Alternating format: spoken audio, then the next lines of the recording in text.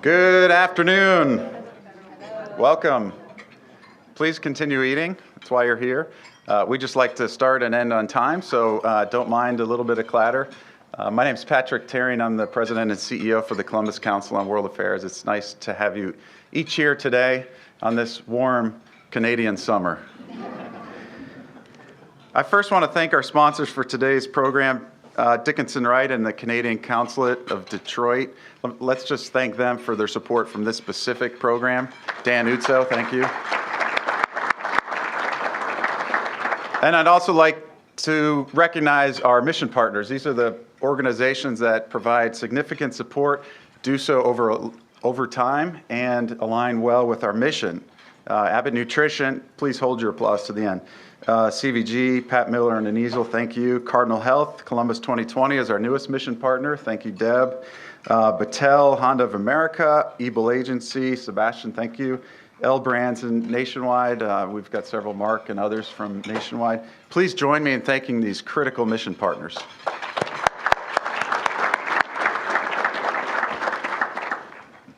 So we do a lot of stuff at the Council. You're at one of them. These are our signature luncheons. We've got a couple coming up after the new year. On January 25th, we're going to focus a program on global health. The specific topic is aging. The world is aging, and the aging population will grow extremely large over the course of the coming decades. January 25th, we're going to have someone from the AARP.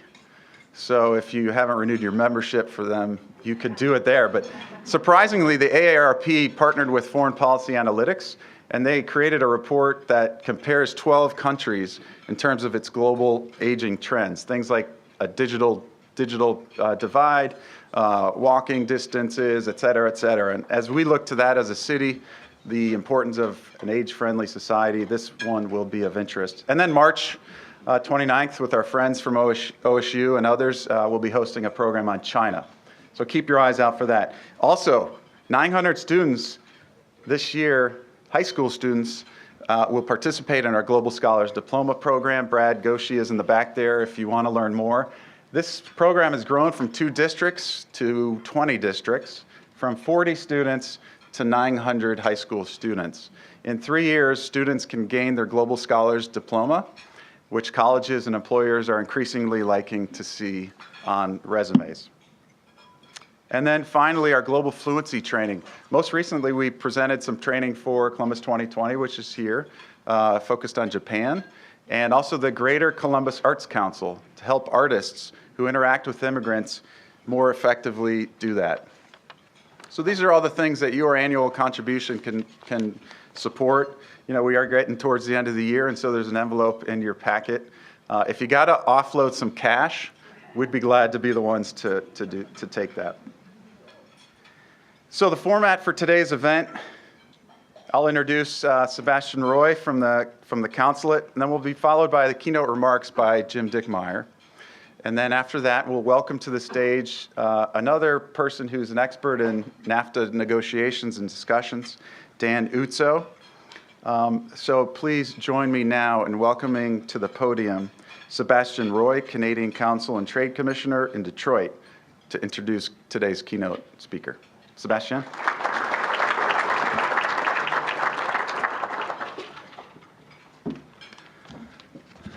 Well, thank you very much, Patrick. Thanks for the Columbus Council on World Affairs for having us here and putting together such a great event. Let me just start by apologize. Like, there's a lot of things that Canada wants to export to Ohio, but certainly not this cold weather. So we're going to try to put the brakes on that part. So again, thanks for joining us today for what I'm sure will be a very thoughtful and engaging discussion with our invited speaker, Jim Dickmeyer.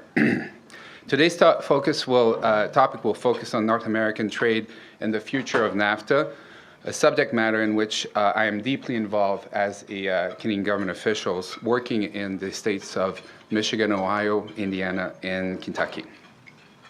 We are, of course, in close dialogues with many stakeholders across the different states, in government, in business, as the current negotiation for NAFTA are on the way, the outcome of which will have a profound impact on Canada, United States, and Mexico. To put things in a regional context, according to the U.S. Chamber of Commerce study that was published recently, of all states that could be negatively impacted by the outcome of the negotiation, Michigan comes first, but Ohio follows closely, being number 6 on the list. Back in August, just before the negotiations started, our Minister of Foreign Affairs, Chrystia Freeland, outlined the Canadian objectives as far as the NAFTA renegotiation, being aiming at modernizing NAFTA, making it more progressive, streamline the bureaucracy that affects business and people on both sides of the borders.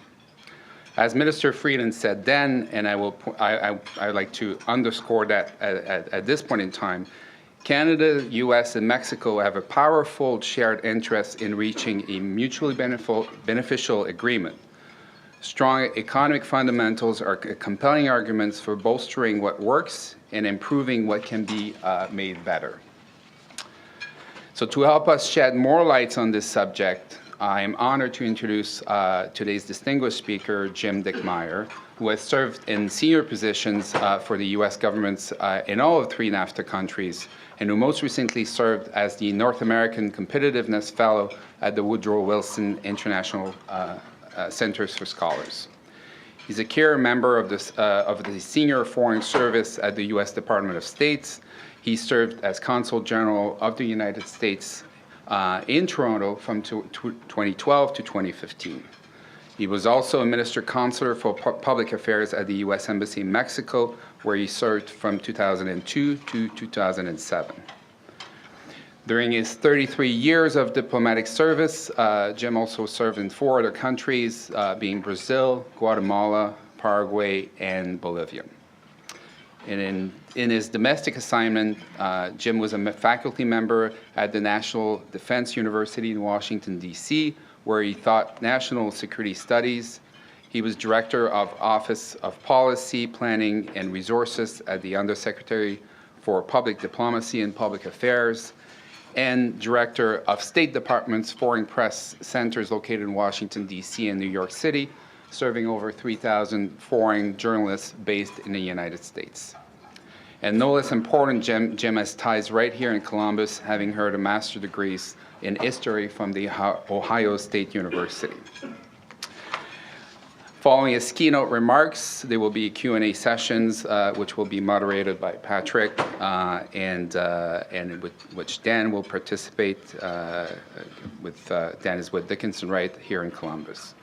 So no further ado, ladies and gentlemen, please join me in welcoming Jim Dickmeyer to the stage.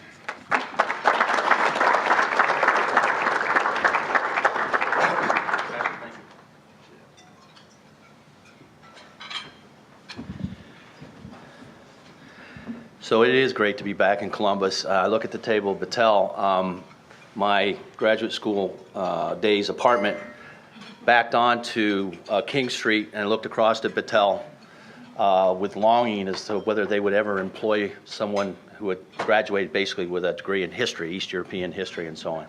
I ended up getting another job, but it is great to be back. It is so wonderful to see the development and the evolution of Columbus as a vibrant downtown city. And I think that's just speaks volumes about the dynamism here. It is obviously the government town, but there's so much else going on with the university, Battelle, other kind of world-class research and innovation efforts that are going on. And so you are an important audience. You're an important player in this whole broad discussion that is underway in our country about trade, about our place in the world, about the pace of globalization and how will we adapt to that. Columbus is famous for being the test area for fast foods and all kinds of other things, right? You're that demographic. Well, you're also, I think, a test area for how do we adapt to this changing world. So I want to start broadly in talking about NAFTA and talk really more in terms of North America. When I arrived in 2012 at the U.S. Consulate in Toronto, there was a vibrant platform of discussion bilaterally between the U.S. and Canada that dealt with all kinds of issues that had to do with border trade and had to do with common security. It was called Beyond the Border Initiative. The idea was that, and it was basically launched in 2011, it was a very structured kind of engagement with its different areas and different players that were identified, and most importantly, it had push from the White House and from the Prime Minister's office in Canada. So there was an oversight that said to the bureaucrats, you work this agenda, you work this agreement. And so in my 3 years in Toronto, there was a lot of activity that was forward-leaning in helping this North American vision of competitiveness, of helping companies, and importantly, what gets lost in the NAFTA discussion, because it's a trade discussion, more importantly, about our common security. Because what happens with borders, right? What happened in 9/11? We tend to think of, all right, this is our protection area. This is our line at which we can defend. Beyond that, we're not so sure. It's not our territory. Well, this puts that all on its head. And it says we three partners in NAFTA, in the North American experiment, can work together to create a broader security sphere for all of our citizens. What does that do to the border? It helps loosen up the border, because the mentality of those who protect us isn't so focused on the border, it's focused on a cooperation of a larger bubble. And so then you can do other things and experiments with facilitating trade across the borders. All the things that have come up because it's increased so much because of NAFTA. Because there is so much more back and forth, people and vehicles, that we need to constantly improve that flow. Why? Because it makes our companies more competitive. How does it make them more competitive? They have gotten smart, and they say, we now have a larger platform to make our planning, to make our company more competitive. So the auto companies have basically a supply chain across all three countries, and they have supplies and factories and manufacturing and research across all three countries that are integrated. Aerospace increasingly is across all three countries. We have a lot of movement, even in small businesses, that have begun to do, sometimes on the bilateral side, the nearest border, but increasingly now looking at across all three countries, across the two borders. So this was the dynamic that I got involved with and I became very passionate about, because it had a vision to help all of us, in many ways, security, and to overcome little niggling problems that impacted our competitiveness, impacted the prices we as consumers paid, impacted investment decisions. All of these were on the agenda, and all of them had forward momentum. Now, one of the areas that we were doing that was a separate initiative, which was the Regulatory Cooperation Council. And this was something as simple as, and the great example we continued to use in Canada was Cheerios. There's a different formula in Canada for Cheerios than there is in the US, because the regulators in Canada doing their work, and they've come up with a formula that's important, they believe, for Canadians, of the different vitamins and different things that have to be in Cheerios. And the US regulators, the FDA, has come up with its, and so there are two formulas. Why? I think I ate some Cheerios in Canada and I felt healthy. I felt it was fine. So I think it works for both partners, either formula. So it was looking at those kinds of things, and there are myriads of them, and saying, can we make this more efficient? Can we talk to each other? And yeah, regulators have done their job. They provided some safety in food, in crash testing for cars, or in all kinds of other areas. We want them to do that. But we also think that they can merge many of these regulations, harmonize them, and all of a sudden, companies are making more money, perhaps reducing the cost of their product, value to consumers. These were the kinds of things, they were small details. They were things that were kind of in the weeds in many ways, but they were the items that needed to be treated. And so we had a platform to do that. And it was under the broad North American Leadership Summit, where the three leaders got together every year. It started in 2005, and pretty much continuously every year they got together and they agreed on a lot of these bigger concepts, and then a lot of the specifics were being done bilaterally because the borders are a bit different. Increasingly similar in terms of the issues that are faced and some of the solutions, but they're different between the US and Mexico and the US and Canada. I then took a job in my last 2 years with the State Department at a think tank, the Woodrow Wilson Center, where they have a Mexico Institute and a Canada Institute, and I knew the people there. And I asked to come on board to focus on the combination and the North American issues and the North American program that was out there, that I'd been working on basically from the US-Canada side. Again, a dynamic that was going on. The Woodrow Wilson Center was asked to put together in 2016 a stakeholder group, and we had the union folks, we had UPS, we had the auto manufacturers, we had the retailer folks, we had everybody in the room kind of saying, all right, as a stakeholder group, where do you see the next stages going on this North American leadership platform and program? And that was bubbling and developing, and it was parallel to kind of the official elements that were going on. And then we had the elections. Now, we have to recognize in just about every election I certainly am aware of, going back to Ross Perot and the big sucking sound, NAFTA has been a dirty word for most politicians in most elections. Barack Obama ran against NAFTA in 2008 to some degree.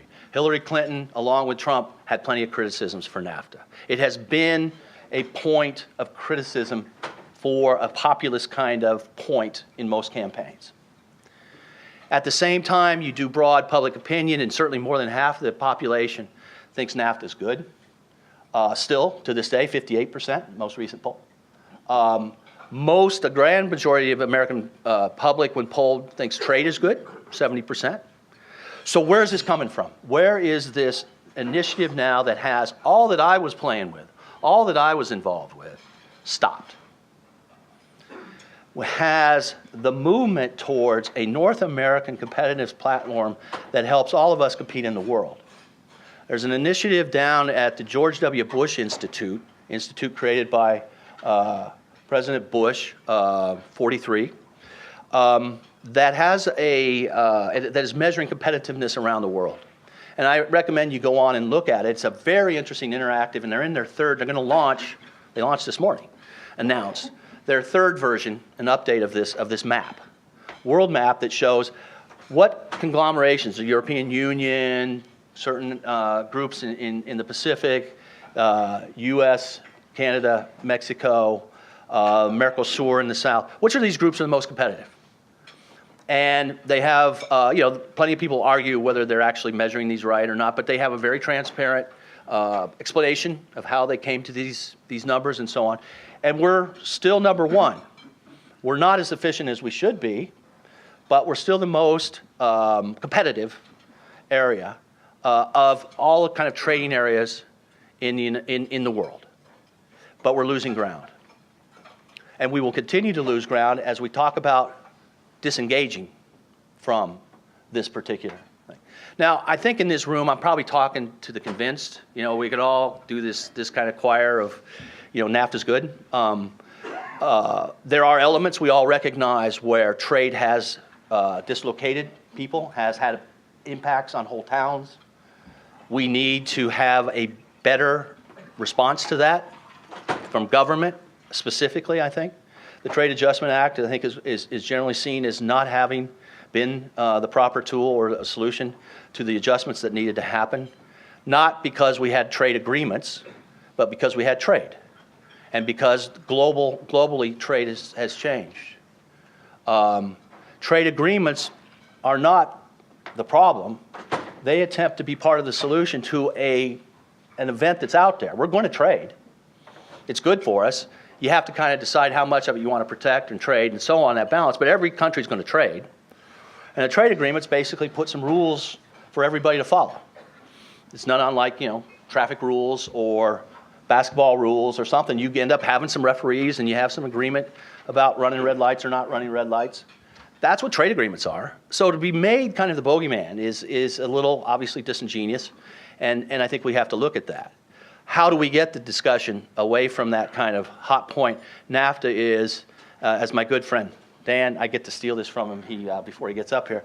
You know, it's not a four-letter word, but it's often preceded or followed by a four-letter word. NAFTA is seen as negative. People talk about the only way we're going to save NAFTA is rebrand it. That's, you know, sometimes that's a solution and so on. But the point is that it has support, and yet it's seen in some sectors as so negative. How do we educate ourselves and the public what is really going on in the world, and what is it that we really want to change?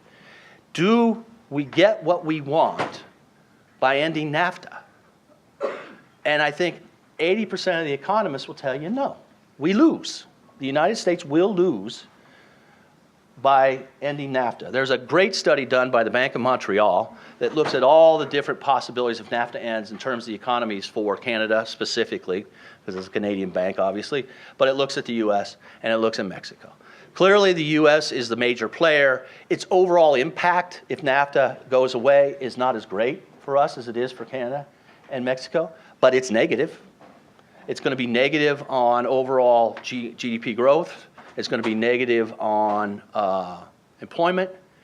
So what is it out there that's driving this?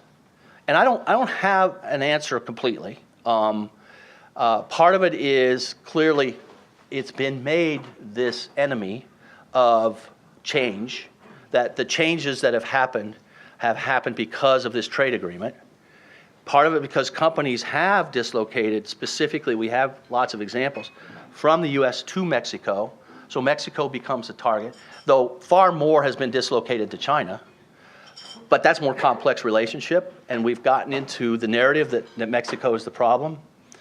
When you talk with the auto companies, it's the production that went to Mexico was going to go somewhere else. It wasn't going to stay in the U.S. Now, it could have gone to, Sri Lanka, talk about another place. And then where did the supply and all the engineering and all the other expertise go? Maybe over there near Sri Lanka. The fact that you have a part of our platform that has a lower cost labor component allows the other higher cost parts and more sophisticated parts of the auto chain to remain nearby, to remain in the US, to remain in Canada.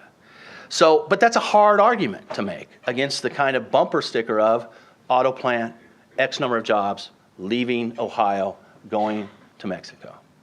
So we have to figure out how to explain some of that. And maybe what we will end up having to do is go through the loss. Maybe we will have the scenario in which we will no longer have NAFTA. My only concern with that is it won't be such a deep loss. Companies will adjust. The consumer's not going to feel a big difference for most products and most things. Mexicans are telling us about avocados, and they're right. Well, but there'll be, California producers will up their game of avocados too, or whatever. But the point is that there won't be that big of impact immediately. But what we're losing is a vision. What we're losing is the future, because that competitiveness has to continue to grow. We can't just stay where we're at. Companies know that. So what is it that we can all do to help push forward this broader kind of understanding? We talk to companies all the time, and companies that are very, very much embedded with the future of NAFTA, the continuation of NAFTA. It's important to them. They have lots of talks with members of Congress. They have their lobbying arms. They have areas where they even talk amongst their associations. But their willingness to take full-page ads in the New York Times is not there yet. And it may require the president to basically write the notice to Congress that he is ending NAFTA. We can get into later kind of some of the postscript of what happens, what are the steps that'll happen. Broadly, what I'll say is it creates uncertainty. There will be a lot of uncertainty about how that process happens. How do we extract ourselves from NAFTA, because NAFTA is now embedded in a lot of U.S. law. The president can't just erase U.S. law by his signature. Congress has to go in and do that. That's a messy part. There will be litigation. We know there will be on all of this. So what you have is an atmosphere of total uncertainty. And you who make investments, what does that do for your investment decisions? It makes you hold back. It makes you kind of say, I need to have a little bit more understanding of what's going to replace NAFTA. Is it WTO rules? What are my tariffs going to be? What's going to happen with my flows? What does it mean about the borders? You know, you could say, if you end NAFTA, what will be the discussions that I was so involved with in Toronto about making the borders work better? Do the other countries have that much interest in it? Yeah, they probably will, because they still very much have the vast majority of their trade with the United States. But again, it gets into the attitude, well, we don't want you guys in a trading partnership anymore, but let us come ask you to do some things that help us, you know, protect our country better. Sharing of information, this kind of thing that has been going on, again, to create that bigger security bubble. What would be your reaction? Perhaps it would be a little less enthusiastic. So there will be repercussions that we will only understand 10 and 20 years down the road. So that's what my concern is that, you know, we're rushing into something that will create a problem for us, will hinder our ability to compete in the world. And it's going to be not really felt until my grandkids. I hope I have some. Got to get my boys working on that. But the idea that we can just willy-nilly do this, again, everyone's being fairly calm about it because there are trade regimes out there that will take the place, basically WTO. We'll be able to, companies will adjust. You read that Bank of Montreal report, and it talks about, you know, relatively minor kinds of immediate impacts. But what it does talk about specifically is investor climate. And if we don't continue to have investment and new investment, and the U.S. has been I know from the Canadian side, has been a great receiver of very innovative investment from Canada. And increasingly because it's easier, because there are investor guarantees in NAFTA. If those investor guarantees go away, what happens? How are they in the WTO? If you're an investor, you have a piece of paper. Again, this is what trade agreements help with, is that they give some rules of the game, and as an investor, you have some guarantees about how you can do a dispute resolution. Within NAFTA, it goes away, what happens? So these are some of the areas that the broad kind of vision that I'd like to present. I'm really interested, and I've already had some very informative discussions with people here in Columbus in terms of how you're thinking about it, what you know is going to be the impact for you, positively, negatively. It could be positive, I guess.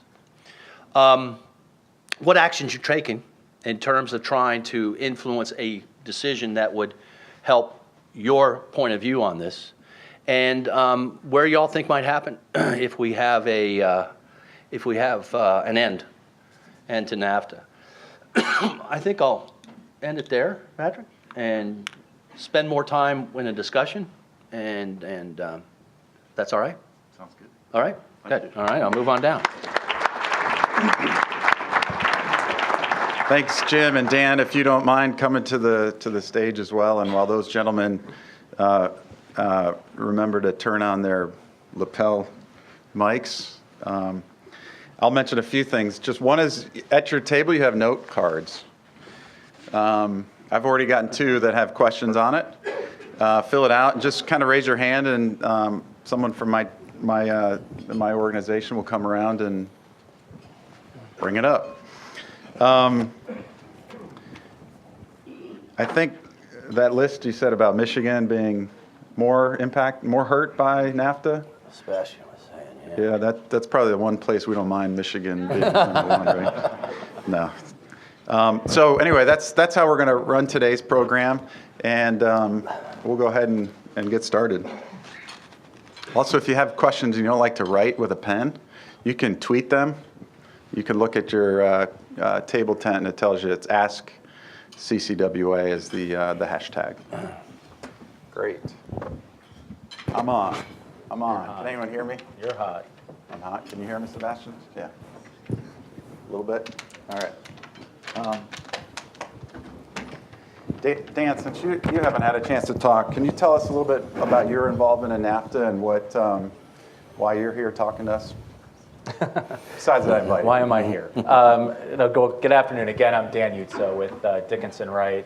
I'm not only a Buckeye, but I previously worked both for the U.S. government during many of the things Jim talked about on the border issues of the post 9/11 period, and then went to work for the Canadian government, and then came back to the dark side of private law practice at Dickinson Wright, which is a firm that was founded in Detroit in the 1870s. The firm incorporated Chrysler, among others, so automotive's part of our DNA. We're, of course, here in Columbus and 22 other cities. I head up our Canada-U.S. practice. We're one of the few law firms that have full-service offices in Canada, and we've been in Mexico since the 60s. So I also head up our NAFTA practice, and I thought things were going to be nice and quiet, just spending my time working with companies, but now we're in the middle of a trade negotiation. So I've been down at all of the rounds, except for this one. We are in the middle of a so-called intercessional round in D.C. as we speak on the NAFTA. And really, we've spent most of our time not only advising policymakers in all three countries. I was in Ottawa Friday, Mexico City the week before, and just making that run throughout the last year, but really getting into our companies and our clients and just keeping them abreast of what's going on. And if there's, I'll kind of frame this out for just a minute, taking, Jim's eloquent comments. We looked at this time last year, right after, frankly, a little bit earlier, the day after the election. I remember waking up and saying, it's over, thank God, and of course we had been involved not only in, the governor from a certain state was running for president, but we were running various Senate and congressional campaigns and other things. So, in that calm, and then I had about 90 seconds where it was a beautiful fall day, and I looked outside and said, boy, this is great. I'm going to get my life back after 18 months, and then said, oh my Lord, if President Trump does half of what he thinks he's going to do, it's going to be crazy. And when we framed it out, the framework that we've been using for our discussions is, there's the topics and targets. It's all around the letter T. Everybody wants to know what's in the NAFTA, and we'll flesh that out in this discussion. But what was more important to us, and interestingly, I did a conference in 1997 called NAFTA Revisited. And all of the topics and targets that we're talking about 20 years later, we were talking about then. There's really nothing new in this discussion. It's just we haven't dealt with a number of these problems. Some of these issues like agriculture, automotive, et cetera. But what was more important is the timing and tempo. Is we have never renegotiated a trade agreement of this size. We've never negotiated any trade agreement using the so-called fast track authority that we passed in 2015. And we're trying to do this faster than we've ever negotiated a trade agreement. We're trying to get this done by June, when fast track authority runs out. The Mexican elections July 1st. Any trade negotiator will tell you that's impossible. And we even started this process. We said that last year. This time we said this is going to be impossible to get done. And even if we get it done and we agree on everything, there's not enough. The tenor and tone of this, the politics in Ohio are not ripe, in southeast Michigan and western Pennsylvania, and places like that, Wisconsin, the so-called blue wall. There's not enough political steam to get a NAFTA done under the best of circumstances. So time was an issue, the politics are tricky, and then we have what we've seen some very controversial topics that we'll talk about right now. So we've been in the rooms with companies, boardrooms. I've been briefing more companies day in and day out as to what's going on. But the reality is, for those of you sitting here, this is front page news in Canada and Mexico nonstop. This is all we're talking about. I was in the Canadian media this morning talking about it. But this is, for companies here, this is going to be very real either by the end of January or by the end of March. The president, whether he wants to or not, has to make some really important decisions. So if you're concerned about this and you haven't been engaged to date, now's the time to get engaged. And so, we can flesh that out a little bit, but frankly, this is a calendar issue at this point and a political issue less than a substantive issue at this time. So And that's just what we're doing on NAFTA beyond everything else we're doing on trade right now. So I hate to be Danny Downer during the holiday season, but it really is where we are right now. And we need that vision that Jim was talking about just a few moments ago. It's a great time for me to remind you that there's some holiday cookies at the table. I know, I didn't get mine. I was waiting. I want that Sweeten green up, one, people, whatever that sweeten green Yes. one is. Now, before we get into such detail, now I'm going to kind of represent the regular guy. So NAFTA, let's take a few steps back. So when was NAFTA, and I'll start with you, Jim. So just give us some of the basics. NAFTA, when did it come into effect? 1994, it was approved by the U.S. Senate, and it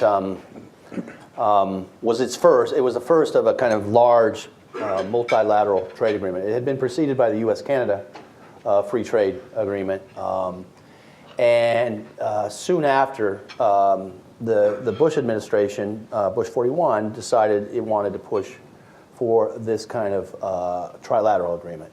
There were issues specific to Canada. And in fact, the U.S. started out just with a U.S.-Canada bilateral, just to kind of mirror what it had with Canada in its bilateral. Both the leadership in Mexico at that time, in the early 90s, and certainly from the U.S. view, was looking at a trade agreement as a stabilizing force for Mexico, a growth vehicle for Mexico, and for us, a help in what we always have sought, which are stable, prosperous neighbors. It's worked that way for Mexico, without a doubt. A growing middle class. Mexico now sees itself much more inserted in the world, much more confident its own investments. There are many Mexican companies that are investing in the U.S., and one of the second biggest cement company is a Mexican company. A large bakery company has investments all over the U.S. and into Canada. So that worked. Canada said, hey, let's do it, or we kind of suggested. Canada at first said, no, we don't think we want to be in a three-way agreement, but they saw it rolling. So by '94, there was the NAFTA.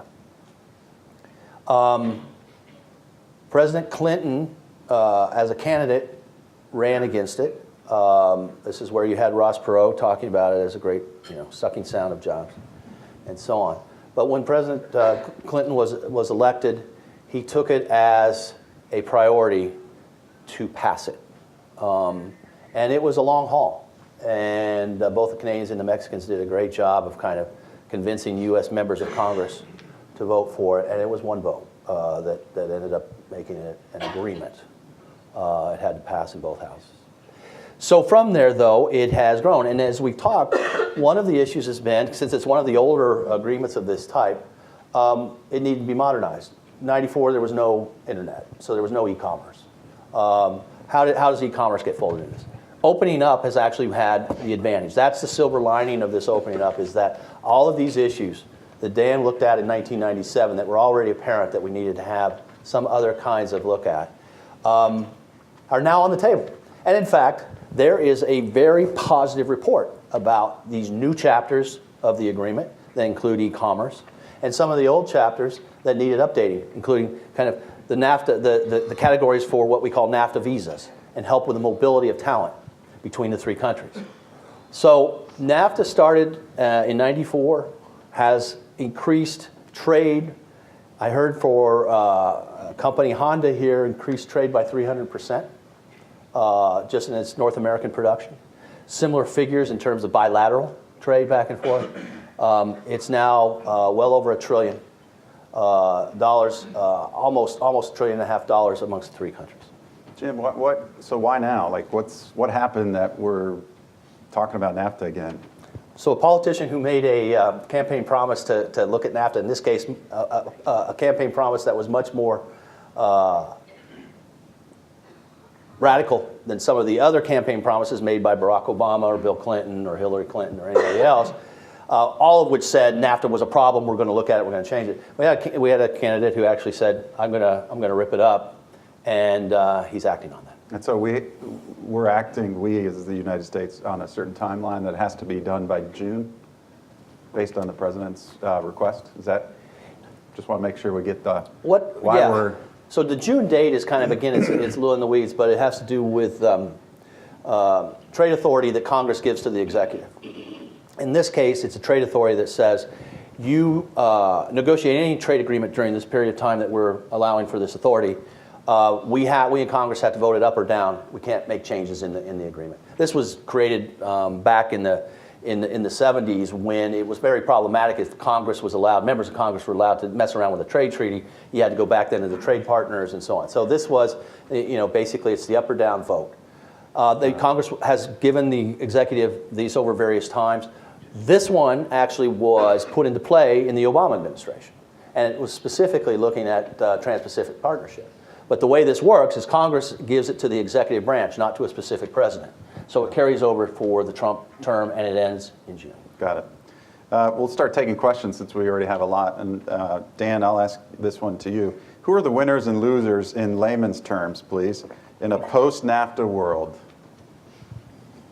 I guess it depends on your perspective. I mean, I come at this, I've been doing, talking about NAFTA in places like Ohio and that state up north for 20 years now, but I'm originally from Youngstown, Warren, where Jim said, took my four-letter word joke, but we'll just put it another way, where the F in NAFTA stands for something else in places like Youngstown and northwestern Ohio and southeast Michigan, et cetera. I think there's a big question mark out there because, look, many of us have wanted a long time to reopen the NAFTA. And we were told we couldn't do it because it's dusty. Anybody that's moving goods and more importantly, people across our borders between Canada and Mexico know that the NAFTA's been outdated, it's been surpassed. So there's really three things going on right now in Washington as we speak. When you look at the topics and targets, there's a bucket of issues right now that quite frankly we don't disagree on. Things like anti-corruption, technical barriers to trade. There's 22 chapters of the NAFTA. We now have 28 working groups. We're kind of cleaning up and modernizing or updating that language. Then there's a set of things that Jim was talking about, what I would call a true modernization agenda, where there's a lot of good news. There's a digital chapter for the NAFTA. The internet, Al Gore hadn't invented the internet when we did the NAFTA the first time around. But so we're doing a digital chapter that'll deal with things like source code and whether you can put customs tariffs on data flows. We keep hearing the customs and facilitation chapter, the border issues chapter, is a platinum standard in the world. Now, nobody can tell you what's in it. We just keep hearing that from all three delegations. It's the platinum standard. That scares me that they won't tell us what's in it. But we're hearing some good things on the border. It's really good news on part side for the agricultural side because food safety rules are being recognized between Canada, the United States, and Mexico, which is a big issue for our food processors and producers here in Ohio. So we are doing a lot of work, but what's really important there is if we get the deal done, that'll be wins. Those will be big wins vis-a-vis the rest of the world. But the issue is that, as Jim said, we've done 10, 15, 20 years of homework on those issues. Then there's a bucket of the other issues, which some have called poison pill issues. Ooh, tell us about those. One is automotive. The administration says, the Trump administration, and I want to be very clear, people immediately think what they see in Twitter is what the administration's doing. Our USTR, Robert Lighthizer, has been doing trade since before. He's also an Ohio guy, he's from Ashtabula. Represented U.S. Steel, he was in the Reagan administration. He knows what he's doing. And he's been talking about these things for 20 years. He fundamentally believes the global trading system that we set up post-World War II is not equipped to deal with China and equipped to deal with global supply chains as we see it now. And he's going methodically. So automotive, where right now your North American-made car, because there's no such thing as a US-made car anymore. Components are coming from all over North America. Your average car crosses the border 6 to 12 times between the United States and Canada in the assembly process. But that's 62% of that content has to be made in North America. That's what trade lawyers like us get paid to figure out. They want to bump that up to 85%. And 50% of that 85 has to be made in the United States, which sounds good. But here's a question right now. There's assembly going on in Mexico. So if we manufacture something here in Ohio and then we send it down to Mexico to be put into further processing and it comes back over, did it just lose its US character? So are we going to shoot ourselves in the foot on those examples? And then of course the others, agriculture is another one. We're looking at, Canada has a system where it's dairy, poultry, and chicken, dairy, eggs, and cheese are protected. Eggs in Mexico. Dairy farmers in Wisconsin and upstate New York, very politically important places. Chuck Schumer, Paul Ryan want to really challenge that Canadian system and open that up, but also want to put a seasonal growers provision where tomato growers in Florida can challenge tomatoes and avocados. There's a list of about 80 produce products coming in from Mexico that'll be targeted. Here in the Mexicans, that's a red line for them. They're saying, look, that's what we're here for, is to grow produce to ship in the United States. And quite frankly, our restaurant owners and others, or grocers, are saying, don't stop produce coming in from Mexico. And in fact, we've been fighting that. Then there's kind of technical issues. The administration wants what's called a sunset clause, is to review the NAFTA every 5 years, and it would automatically terminate unless the three parties approve. It's hard enough to get a trade deal done once, much less every 5 years. And then there's some really technical issues on trade remedies that gets into the world of trade lawyers and government procurement by American and textiles. I will note, nobody talks about the textile one, but it's really important here to Central Ohio with L Brands, Abercrombie, et cetera, where right now there ain't much thread made in the United States. It's all coming in from Mexico and the Americas. We want to completely redo that system on how we do it, which would make it very difficult to import fabric and threads and elsewhere from overseas. So that's a long laundry list. Sure. And so we have to get that all done technically by the end of March, because you have to give Congress 90 days notice before June. So first quarter, we have to figure all this out. We're on it. And because time is of the essence, I'm going to move it along because we're getting a lot of questions. But Jim, 2 winners, 2 losers in a post-NAFTA world. Go. Losers, my grandchildren, as I said earlier. And I think auto companies, U.S. that are based here will lose a competitive edge eventually, and we'll see some movement because of that. Winners,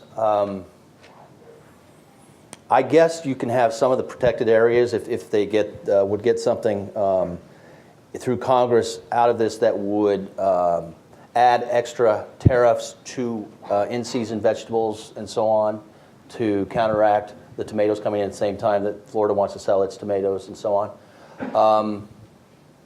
They could be winners, but they would be specific individuals. I can't think of another winner. I'm obviously looking at the losers. I thought you were going to say trade lawyers. Oh, that's a good one. Trade lawyers will definitely. All right, here's one. We have, and there's a lot of you in the audience that have a lot of perspectives too, which I appreciate. And one in particular, I know there's several of you here who just got back from Mexico from 2020's trip, and Roberta. So here's a question from Mexico from last week. Members of the Mexican government and business leaders shared they were more concerned about U.S. tax reform. How does that play into this NAFTA discussion? Anyone have an insight on that?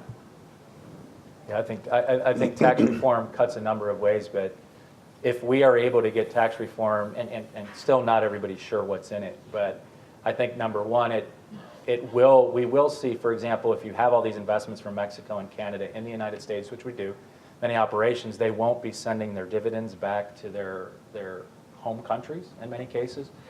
So I think you will see capital here, and the idea is hopefully it's reinvested in the United States. The counter proposal is that, or counter argument is that, frankly, they just will pay those savings out to shareholders around the world, and it'll go back into the global market. But I think those countries are scared. Yeah, it played out a different way, though, on the Hill, and we were on the Hill a lot in the fall. And the U.S. Chamber organized a lot of blitzes and things like this. Jim and I were a part of it. But members of Congress would ask us, do you care more about NAFTA or tax reform? And I can tell you that was a no-brainer for every company there. Tax reform took if we were going to see tax savings, NAFTA kind of played second fiddle. I also think politically, though, tax reform, if the president gets a win, if the administration gets a win, it could take some pressure off to do something on trade. The challenge is if this tax reform is, well, let's face it, it's tax cuts, it's not really reform. But if these tax cuts are portrayed as not helping the middle class, the president's going to have to do something early in the first quarter for his base, and the easy target's trade. So I think it plays out that way, but I don't think it's resonated so much in Canada and Mexico yet as what tax reform, but if we become more competitive, that's a threat to them, to their economies, no question about it. Thank you. The next question. So much of the focus has been on the free trade portions of NAFTA. What else is impacted in a no NAFTA situation? Jim, maybe you can take the author says visas, border crossing, war on drugs. Right. Yeah, that's exactly, I kind of alluded to it in my comments, is that on the security front, on the cooperation front, look, I'll give you an example on kind of the devilish details of some of this stuff. Canadians are very concerned about keeping track of potential terrorists, much as we are. They don't want a terrorist to enter from Canada and the U.S. That creates a problem. They don't want a terrorist to operate on their own territory or whatever. Yet Canadians have different privacy laws than we do. And they have trouble giving information about Canadians to other countries, to other authorities. So you have information sharing and so on, but it can get impacted that way. These are the things we were trying to overcome. Will it be easier for the Canadians to kind of say, hey, we're just gonna rest our laurels on our Privacy Act, and that's just the way it is? It's too hard to work on that particular detail, to work on the bigger agenda that we all agree on, which is trying to track bad guys. And will that go away? So little things like that are going to hit, I think, over and over. On borders, people still move. They moved before NAFTA. They'll move back and forth. I think it's in those areas of companies. And again, the improvements that have been negotiated in many of the chapters of the new NAFTA are some of the things we were seeking in that broad beyond the border process. They're continuations of those processes. And if NAFTA, if those are approved and agreed on, it's a big step forward for competitiveness. And I cannot emphasize this. The NAFTA is more than just the agreement over the last 25 years. We've spent the last year looking at everything that goes away. It's embedded in so much. So first and foremost, your HR teams, if you have people on NAFTA visas, those go away. There is no independent basis for a NAFTA visa. So a lot of your employees are working here on NAFTA visas, no question about it, or you're going to Canada, those go away. Canada and Mexico, because we don't have what's called a regional trade agreement, the NAFTA, immediately have to raise their tariff rates on stuff coming in. So you can go down the list. We're not able to give reciprocal access on food safety, medical devices, those types of things, because we don't have an agreement where we can give each other preferences. So what you can imagine the Europeans or Asian countries saying, wait a minute, you can't have all these side deals with Canada. You don't have a regional trade agreement. It's called GATT Article 24 that you get into Nerdville there. But there are all these special things that we do between Canada, US and Mexico that we won't be able to do anymore. This is a whole of company discussion in your boardrooms as to what's going on in NAFTA, because it can fundamentally disrupt your global supply and value chains. Let's talk a little bit. Ohio is a big agricultural state, and we have colleagues from the Farm Bureau and Soybean Council here too. And many have said that NAFTA it needs to be updated and modernized, but that the agricultural portion should be left mostly alone. Where do you see the talks going concerning this component? I think they are. I think one of the areas, they're going well in the sense that the parts that should be left alone are being left alone. The parts that are working are working. The areas where there were some problems, and this gets more into the value-added processing side, as Dan was talking, food safety kinds of issues and transportation, immediate kinds of quick transportation of foodstuffs that happen, a fish caught off of Newfoundland, getting to a New York restaurant, or green onions grown in Mexico getting up to Chipotle. These things can be problematic. And so they're things we've been constantly working on, and the food safety part of that, the advancements would help tremendously in that. By and large, though, the agriculture is seen as successful. And what I've been very pleased is the agricultural sector broadly has mobilized because it's a big loss. There's a little factoid we use in Washington that supposedly every kernel of corn in Kansas that is exported to Mexico. Now, those of you who know about exporting kernels of corn know that's not quite possible to completely track. But the volume that is exported out of Kansas can be included in the amount that goes to Mexico. And if Mexico then starts seeking corn from Brazil or other places, that could impact, obviously, the prices. And we would be in a NAFTA withdrawal situation right now were it not for ag in April. The president was going to withdraw from NAFTA last April, and it was Sonny Perdue, our Secretary of Agriculture, who went into the White House, showed a map of farm country and showed a map of where his votes were and the states that were most impacted by a withdrawal from NAFTA. And we were talking to Secretary Perdue, and I said, how close was NAFTA to being withdrawn?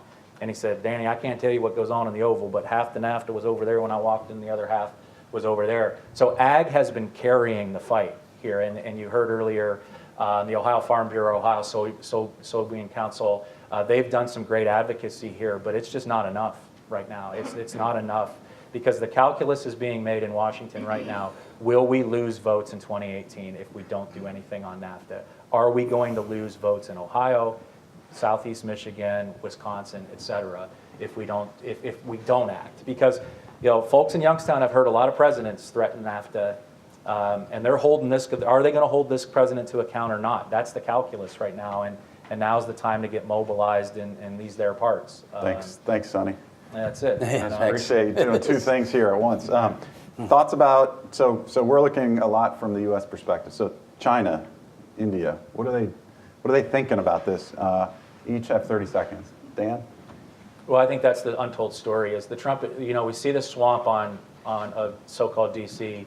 The Trump administration has done more on global trade in its first year than any administration dating back to World War II. We have increased trade remedies, up 75% right now. We just put 500% duties on Vietnamese steel. This is a fight with Asia, and we can't forget that. So I think India and China, if you are right now importing into your supply chain anything coming in from Asia, you better take a look at your global supply chain, because the world is going to look very different in the next 6 months, because this administration's already started this homework. So I think in some cases we hear a lot of talk about, well, the U.S. has isolated itself from the rest of the world. And that's a broader policy discussion that we can have on a very practical level. We have become a very trade enforcement minded country, and NAFTA is just one piece of the puzzle. And so a number of goods from Asia get put into the supply chain coming in through Canada and Mexico. Those days are over. Jim? Yeah, I think China is, in terms of what people in this administration bring in their trade agenda, China's the primary focus. We just haven't gotten there yet. I think NAFTA was kind of a trial thing. Ending the Trans-Pacific Partnership was just, again, a campaign promise. You look at that. Basically, a lot of NAFTA was not being updated because both Canada and Mexico were involved in the Trans-Pacific Partnership, and a lot of the updating was done there. And in fact, the renegotiation of NAFTA is drawing from a lot of that work that had been done on the TPP. So we already had a policy that was dealing with our place in Asia, and in some ways, against China, because China was not part of that TPP. That's gone, so now what happens? And as Dan says, it's going to be individual kinds of targets, and I think that's short-sighted. Will you gentlemen be here for a few minutes after if people have more questions? Yep, that's the paid part of the program. So at that point, Dan starts collecting, whatever he gets as a lawyer. Ladies and gentlemen, please join me in thanking our two speakers.